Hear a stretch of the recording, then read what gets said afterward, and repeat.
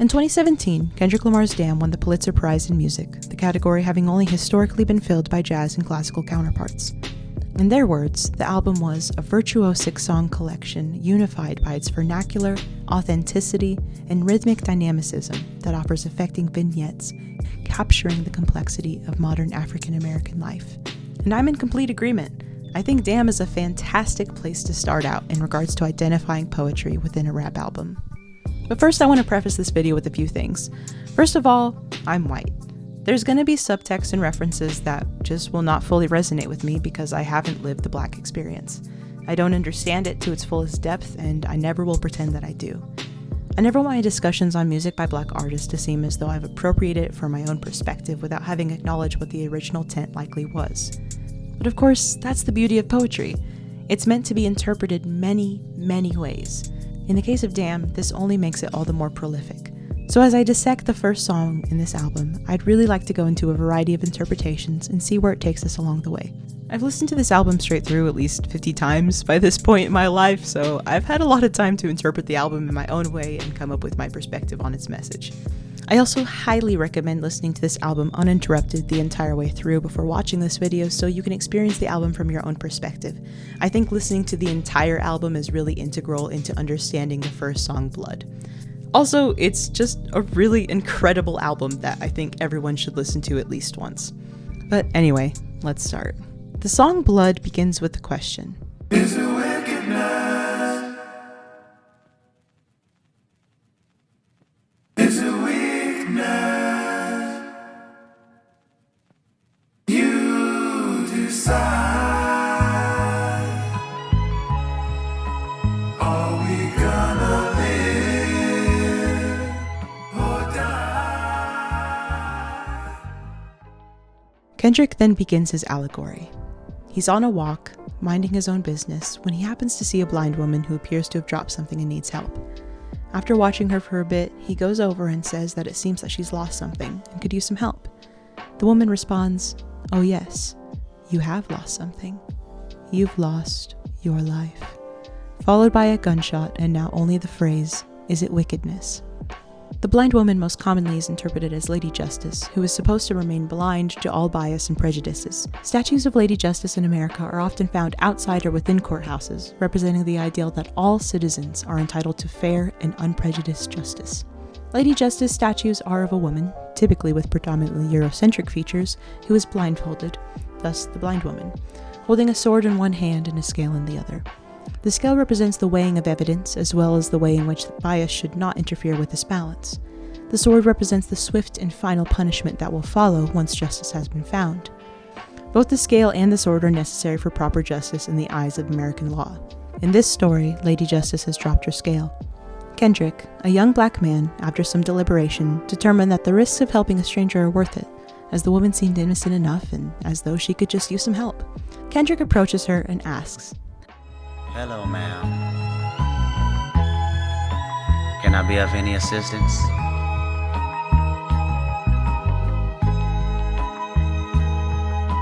Seems to me that you have lost something. I would like to help you find it. Which obviously is the most polite and unassuming way to approach a stranger. And that's the point. Often Black people find themselves code switching or changing their dialect to better assimilate. Code switching is often done as a defense mechanism to ensure that you're not seen as quote-unquote too Black and thus threatening to a white person. If you've seen Boots Riley's Sorry to Bother You, or at least been graced with its trailer, the movie perfectly explains the behavior. I'm sure it feels extremely intimidating and very risky to be a Black person approaching a white person who they don't know. We've seen it time and time again. Black people will actively avoid white people in public places, but white people still somehow end up attacking them and playing the victim. You've lost your life. In his attempt to simply help a stranger, he was killed, just as innocent Black people are killed on the streets of America by the hands of cops and their fellow citizens, simply for existing. In his attempt to help Lady Justice pick up the scales, he was struck with a sword, or in this case, the gun, in her other hand. It's betrayal. It's being blindsided by something which was presented to you as innocent. kind of also representing the victimhood that white people play on after they've instigated the situation. The conclusion from this interaction can also go a few ways. Perhaps Kendrick is trying to say that there is no meeting people halfway. There's no positive outcome in trying to give people the benefit of the doubt. You're gonna be turned on. You can't trust the justice system to make things right anymore. The system is broken and it cannot pick itself up or be picked up by its citizens. Or maybe Kendrick is saying that you just need to keep minding your own business. Just keep walking. Many black people in America feel that in order to stay alive and safe, they have to just keep their head down and keep moving, stay out of the way, and not attract any attention to themselves. If he had just kept walking, maybe he wouldn't have been murdered. But that wouldn't solve anything either. Lady Justice would still be struggling to find the scales. It also falls on your definition of whether these things are wicked or weak to do. Is it wicked to no longer trust people? Is it weak to keep walking in order to live to see another day? You decide. Are we gonna live or die? We, being him and other black people, are we going to fight against the systems of oppression and risk our lives? Or are we going to allow these systems to keep operating in order to stay alive? The catch-22 of the situation is really what Kendrick has always themed his work around. Another interpretation is that Kendrick on his walk is a continuation of the God Is Gangsta music video, which is composed of You and For Sale.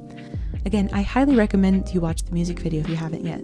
Kendrick has said before that when he performs, he completely immerses himself in the lyrics, and this is a really visceral, raw, and genuine example of it. But you can't expect me to just mention it without going into it, right? And no, I haven't forgotten that this is a video about poetry and not just an excuse to talk about Kendrick for way longer than I should. I am also here to discuss just exactly why he is one of my favorite poets. And speaking of which, you can imagine how much I lost my shit when I first heard Sing About Me, I'm Dying of Thirst for the first time. This shit, I'm tired of fucking Young running. man, I'm tired come of this talk shit. to me. My brother, homie. Is that what I think that is? I know that's not what I think that is. Why are you so angry? See, you young men are dying of thirst. So, for the uninitiated, To Pimp a Butterfly was Kendrick's Grammy-winning 2015 album, produced alongside some of the greatest living American vocal, jazz, hip-hop artists, and producers of our time. It's known as a statement on the times, while Damn is a statement of self. To simplify the content of the music video and songs, You is about Kendrick's struggle with alcohol abuse, the guilt of fame and fortune, and a severe state of depression he experienced, to name a few things. For Sale is a dreamy interlude where Kendrick is spoken to by Lucy, who is tantalizing him into signing away his soul. Later songs in Damn, like Feel and Lust, capture similar sentiments. I really like this theory that God Is Gangsta precedes Blood, because it honestly has some weight to it when you break it down. The question of wickedness and weakness is also being asked to many people, especially the powers that be, though he chooses to only have "is it wickedness" repeated at the end of the song. So, is it simply the wickedness of human nature, of white people, of the American judicial system that causes us to operate this way? If we are not the wicked ones, then are we still the weak ones who remain operating in this system instead of challenging it? The question remains implanted in our minds as the song finishes up with a quote from two news correspondents on Fox News who are discussing the lyric from his song All Right, which has been used as an anthem in the Black Lives Matter movement.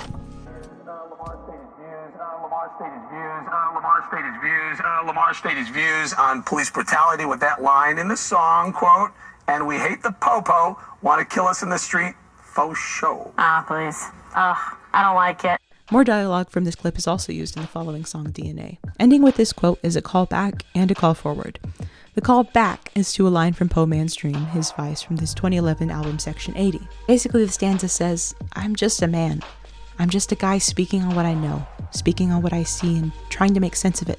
When I do make sense of it, I don't need to get fancy with my wording in order to make it be profound." So when he uses such concise language in All Right, saying, "We hate the cops because they absolutely want to kill us, and they will if they get the chance," these correspondents are reducing it down to cops bad because cops bad, which is also hilarious to me because the stanza that they chose to highlight is saying so much. They either refuse to see what he's saying or they have such bad literary analysis that they can't even dissect it. Even though this doesn't even need to be dissected because it's stated fairly explicitly, but, you know. When we look at the call forward to his stanza in Fear, you can see that even the stanzas themselves match up. Kendrick actively fears people being reductive with his lyrics, which is probably another reason as to why he fixated on their quote enough to add it to the album. Blood ends on their quote, which highlights one of his simplest lines. But of course, with any poet, the lines are far more than simple, and sometimes the simplest lines say the most. Blood as the first song of the album perfectly wraps back in with the end of the album, making Damn a cohesive piece of art that shows the cyclical way in which racial injustices are never conquered and, at best, are only being chipped away at. Blood chooses to end on the words of these people as a way to eternally laugh at their ignorance. Their quote being prefaced with this beautiful allegory for the internal conflicts that Black folks in America face every day. The way that their desire to fix things can often just put their lives in even more danger, and despite all that, white people will still be the ones who write the narrative. They're the ones who get to determine what it means and the value it has. And trust me, the irony is not lost on me being a white person dissecting music by a Black artist. This song also is hand in hand with the final song, Duckworth. Whoever thought the greatest rapper would be from coincidence? Because if Anthony killed Dougie, Top Dog could be serving life while I grow up without a father and die in a gunfight. After these lyrics are spoken, the album is played in reverse until it comes back to his first line. So I was taking a walk the other day. The album in itself is two realities. One where the gun that was fired by the blind woman was literal. The death of Kendrick Lamar in the beginning of the album is his way of stating that it doesn't matter how famous he is, it doesn't matter how much money he has. He's still a Black man in America, and he can never fully be safe. After he's shot, the echoes of the Fox News correspondents ring until they're heard clearly. This, of course, is also a reference to Tupac's intro in Me Against the World. More controversy surrounding Tupac Shakur. Meanwhile, in Tupac news, at about 6:45 tonight, Shakur may have... The other reality is where the gun fired by the blind woman is symbolic of betrayal. He's not literally shot with a gun. He continues to live his life and expresses those experiences in the rest of the album. With his death comes the rebirth as Kung Fu Kenny. Again, this is even more Kendrick lore that I would love to dive into, but to put it simply, Kung Fu Kenny is Kendrick's alter ego that represents strength, honor, and a more mindful state of being. Of course, there's not really one way I can sum up this video. And again, that's really the beauty of poetry. There's no definite interpretation. There's no real answer to what it all means. That's just another reason why I really admire Kendrick Lamar's songwriting, is because it's meant to make the listener really think for themselves and self-analyze. It's now been 4 years since the release of Damn, and I am extremely hopeful that 2021 is the year for Kendrick's next big album. Of course, in the meantime, he's left us with plenty to analyze. Thank you for taking the time to watch this video. I know there are so many more references which I missed in the song, so I would love to hear your interpretations and ideas in the comments, and let me know if you have any other suggestions for future topics.